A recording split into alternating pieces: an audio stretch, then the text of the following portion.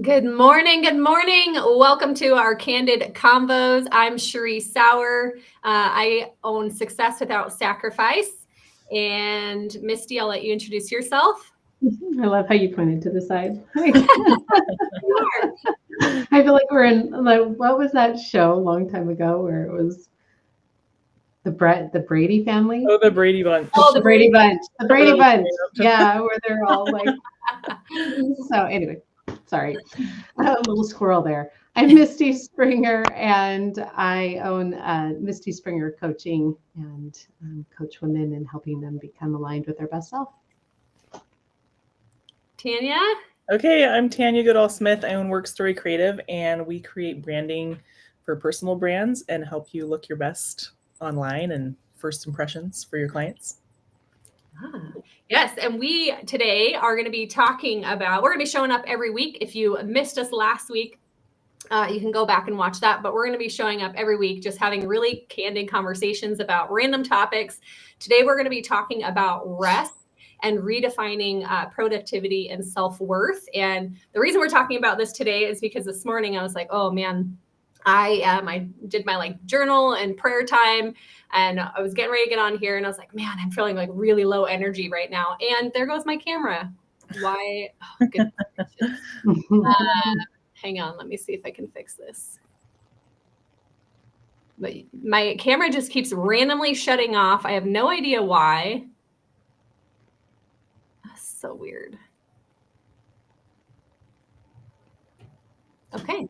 Well, anyway, I was feeling really low energy. And so I was like, okay, I got to do something to get my energy up. And one of the things I learned at I went to a Tony Robbins business mastery event a couple of weeks ago. And there was a chiropractor that taught us this exercise where it's like, basically you're in a split stance and you are moving your arms almost like you're sprinting in place, and it engages all of your muscles, engages your core, gets your energy rate, gets your heart rate up, all of that good stuff. And so I did that right before this, and it does really work. But also, we also need to learn how to listen to our bodies and allow our bodies to rest when they need to rest. And so this is the conversation I want to have today, because especially as high performers, high achievers, we really struggle to rest. And, whether it's the guilt of like, we should be doing something, we should be productive, and, all the shoulds that we put on ourselves. So I just want to open up this conversation and just talk about this candidly of what you do when you are lacking motivation and or when when your body needs to rest. So Misty, you're first on my screen, so I'll let you go first, and I'm going to work on trying to get my camera back up. Sounds good. Sounds good. Yeah. So the motivation question is always a huge question that I get. I actually teach a class, Motivated Through Mindfulness, and it kind of feels counterintuitive. A lot of people are like, what do you mean? Like, you're motivated through mindfulness? Those things feel like they're in opposition to each other. And I don't believe that they are. I believe that we do have to really slow down in order to speed up.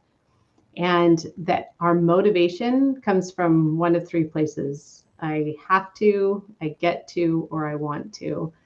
Or I should. I have to, I get to, or I should. And the I get to is the true motivator. And that often is hard to access when we're feeling all the shoulds, or we're feeling like, oh, I have to get up and work out, I have to move my body. And so that's often a question that I ask myself is, where is this coming from? Where is this like, if I want to be motivated to get up and go work out or to take care of myself, where is that motivation coming from? So that's a place that I begin, is where's the come from? Yeah. Okay. This is super timely because I don't feel good right now. Kind of all weekend I've not felt well, but not sick enough that I can't get out of bed. And so I have been resting, but today I have all these calls and a podcast interview that I just canceled because I'm I feel like I need to go back to bed. But then, like you said, I'm some of these are sales calls. If I don't take these calls, I'm losing out on opportunities as a business owner. Missing, some coaching calls that I'm paying a lot of money for, So there's this kind of inner battle, right? Like you're talking about. I think this case is different than like I should go to the gym. That's kind of an everyday like thing. I think so. For me, I've just learned over time that sometimes I just have to rest. Like if I just keep pushing through, then I'm burnt out, and I'm not showing, like as a creative, I know that I need to show up with a certain amount of energy, or I'm not going to do my best work. I'm not going to be showing up fully for my clients and stuff like that. So I've just learned to surrender when I know I really, really need it, and just paying attention to my body. But then there are other times where you're just like, I don't really want to do this, where I think examining that, what's the motivation behind what I'm doing? And is it something I really want to do? If it's not, could I drop it? If it is, what do I need to do to change my mindset around that? So, yeah, I love that. I love that there is the connection to your body that helps you understand what to do next. mm-hmm. Because there is, I find it for myself too, there is a difference between, oh, I'm so unmotivated because I'm feeling doubt in myself, or I'm feeling fear about what's next, or I feel confused about what next step to take. Mm-hmm. Those are a lot of times the motivator. Like I find those are the things that sap my motivation. It's like, I don't want to do anything because I don't know quite what the next step is. Or I feel doubt or fear about what's coming. So I'm curious, Tanya, how you tap into like what is like, ugh, I just don't feel good. And, oh, this is fear telling me, get away, don't do it. I don't even know. Like, how do I do a lot of if I don't plan my week, like on Sunday night, I tend to flounder, like just kind of like, what are my priorities? That kind of thing. So as long as I have my goals in front of me, and if they are important to me, then I'm, that motivation kind of comes from within. Like, why do I want to accomplish this thing? And then what was the rest of your question? Yeah. And then for me, I found a lot of like doubt and fear. I mean, that creeps in sometimes, but for me, I'll do it later is kind of my biggest saboteur, I guess. Like, like, oh, I'll do that later. In the gym, in the, my home, in the administrative stuff in my business, things that don't seem like a fire that I got to put out.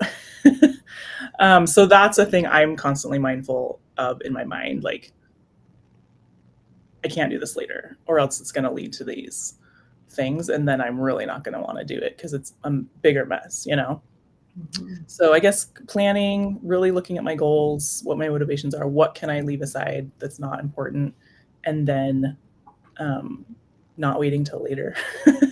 Yeah. On the things that are most important, right?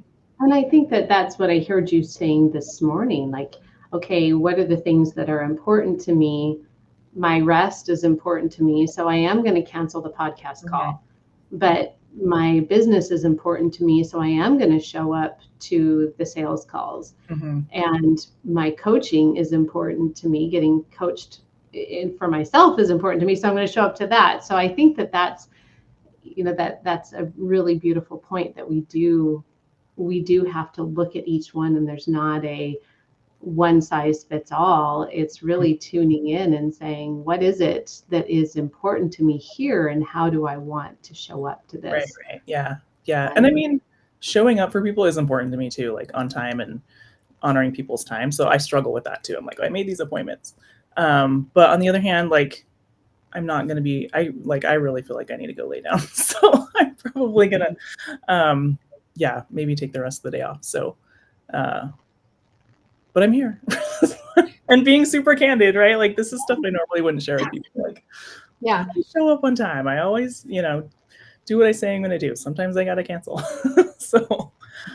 Well, and it's that whole, I am still here. I cannot get my camera on, but the integrity thing, right? Of like, we want to make sure that we honor our commitments. And also we have to recognize as women that, maybe it's just like a sickness. That's one thing. But we also have to recognize, like, we have different cycles in our month. Mhm. And this is something not a lot of people talk about. And where men are more productive in a 24-hour period, women are more productive in a 28-day period. And we're going to have a week or two where we just don't have the same energy levels, and understanding that and giving ourselves grace and trying to plan around it as best we can. We can't always. I actually was supposed to be live for an interview last Friday for Spokane small business entrepreneurs, and I had a migraine.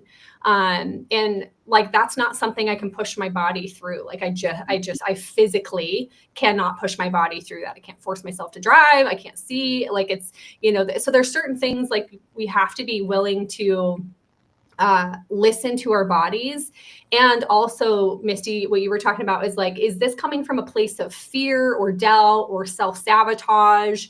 And also, like, why am I feeling like I need to do this thing or I should do this thing? Is it because I made a commitment, or is it because somebody else is telling me I should do it and there's this expectation on me, right? Like, there's so many different layers to this. But I think for me, not a long time ago, but I've experienced burnout 3 times. And the first time was in my career. The second time was a stay-at-home mom. And the third time was as a business owner.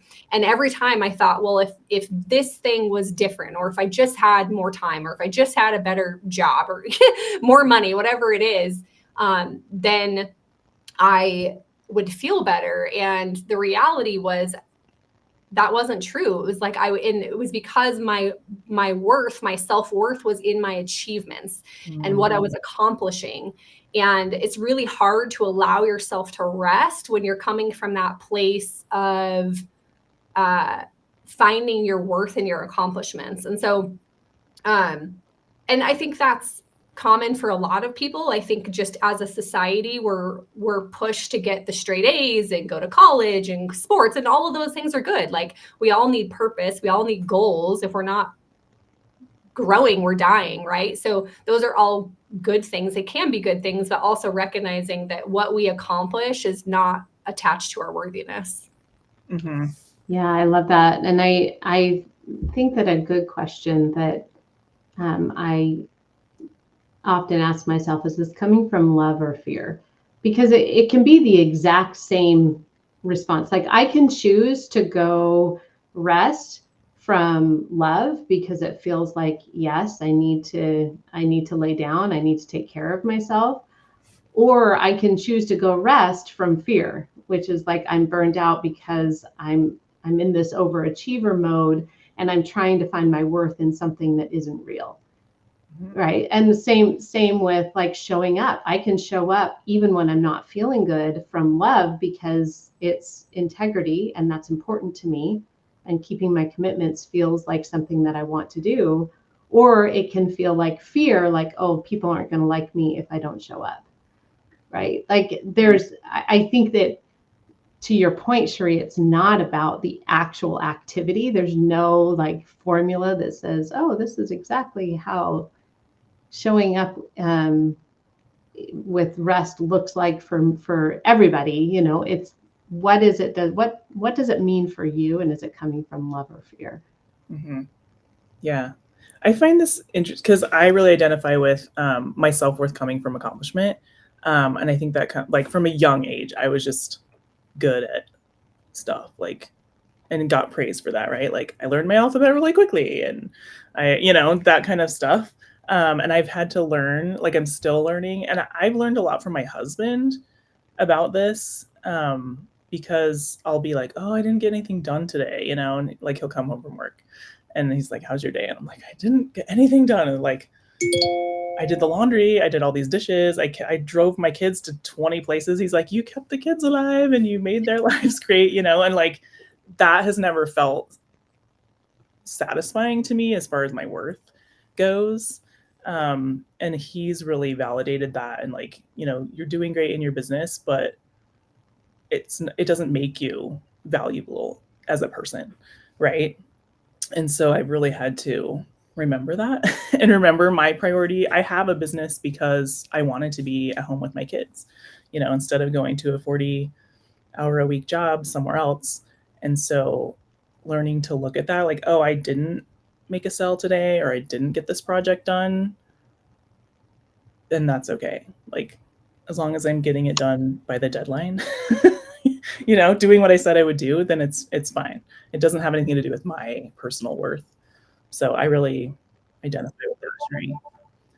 Yeah, I think for me as a stay-at-home mom, the reason that was such a struggle for me is because in that season, my worthiness was tied to my accomplishments.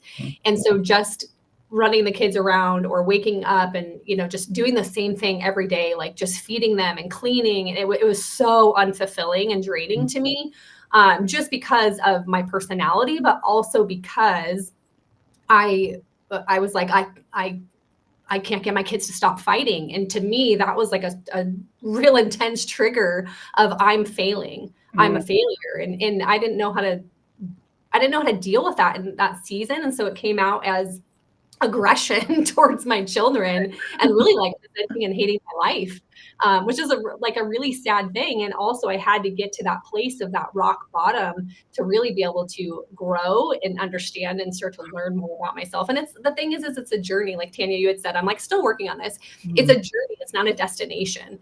We're continually evolving and growing. And as we are presented with a challenge or a different season of life, these things kind of represent themselves, and we have to figure out how do we navigate them, and we get to learn and grow through that. But I think this is just such a important topic of I've been doing group coaching, and one of the people in the coaching, he was talking about his schedule, and he's like, I have like 30 hours all of a sudden that I have to fill. And he was like, I actually feel guilty even saying that because he felt like he wasn't as productive as he wanted to be or that he needed to be. And so we, men, women, it doesn't matter. Like we all go through this. It's just, I think it presents a little bit differently, and understanding like, why do we make the decisions that we do?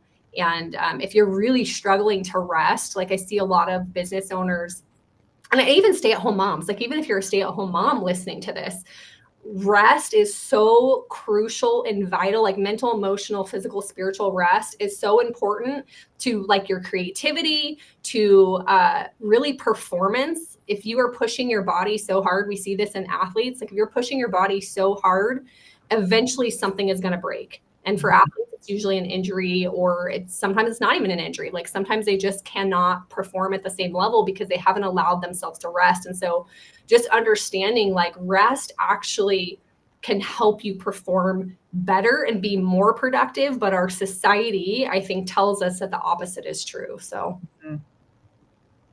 sometimes you have to slow down to speed up. That's right. Yeah. Well, we are just about at our 15 minutes. We're trying to keep these short. We're going to let Tanya go sleep and let her body rest. We just wanted to announce again that starting next week, next Thursday, 6:30 p.m. to 8:30 p.m., we are going to be hosting a authentic gathering, or aligned gathering is what we're calling it. But having authentic conversations just like this with women, whether you are a business owner or you work for somebody else or you're a stay-at-home mom, you are welcome to come. We're going to be having conversations like this. It will be a guided, it's not just going to be a free-for-all. We'll actually have activities to prompt these conversations and just build really authentic relationships and have these conversations that we're not having elsewhere. So that is going to be at Burbity off of Sullivan. Shout out to Burbity for sponsoring that space for us. This is going to be a free event. We're just asking everybody to bring you can bring a drink, an appetizer, a dish to share, dessert, whatever you want to bring. We will post the link. I'll post the link on this in the Facebook comments and also in the YouTube comments with the link where you can find out more information about that. Did I miss anything, ladies, on that? Anything you want to say? No, just an opportunity to create real, authentic relationships with people and get out and connect and grow and share with one another. We're excited to be there in the room with you all. Awesome. All right. Well, hopefully next week my camera will stay on. I had to like turn it off and turn it back on or rejoin or something, but I couldn't end the stream because I didn't want to end your guys' conversation. You guys were in such great conversation. So drop in the comments if you were watching how you feel about rest, the struggles that you have with this, or what you do to motivate yourself when you're feeling unmotivated. We would love to hear your comments and engage back with you. So we will see you all back next week, Wednesday at 9 a.m. Pacific Standard Time. Bye. See you all later.